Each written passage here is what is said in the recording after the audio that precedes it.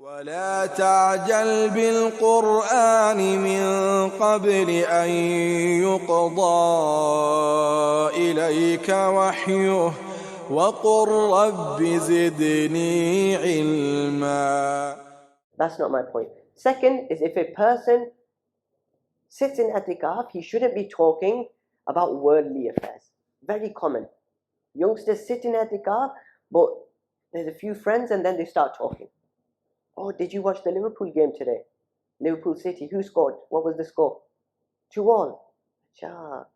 Salah, did he score any goals? And there you go. Conversation started. And they're talking everything. Talking about worldly affairs. So we should refrain from talking about worldly things.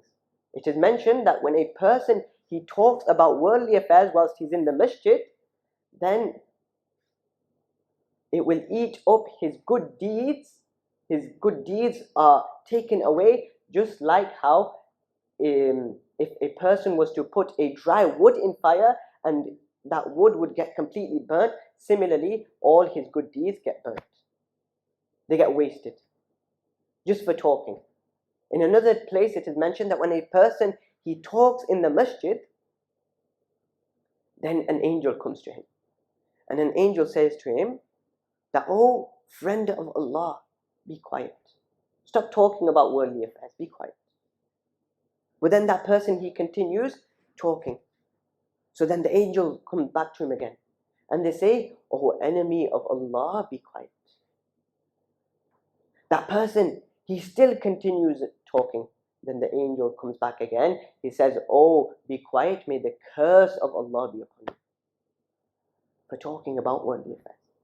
So we should refrain from that. It is also because of narrations like this, many people, they have a misconception and they think that we should remain completely quiet in i'tikaf. So that is not a thing. You are allowed to talk. Somebody asks you, what do you want for iftari, what do you need for sahri, they ask you a general question, then you can answer them back. To stay completely quiet, that is not necessary. But to talk about worldly affairs, that is what we should refrain from.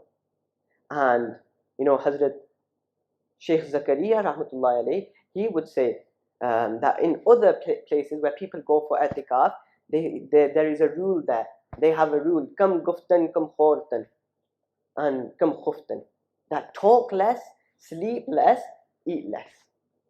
That in other places, if you go for i'tikaf, that would be their rules at that time. But Hazrat Sheikh, Nawarullahu markadahu, he says that if you want to perform i'tikaf in my halqa, in my area, then the only rule I have is that if you want to eat, eat as much as you can. If you want to sleep, sleep as much as you can. But if you want to talk, do not talk at all. That's the only rule. You can perform i'tikaf here, but just do not talk.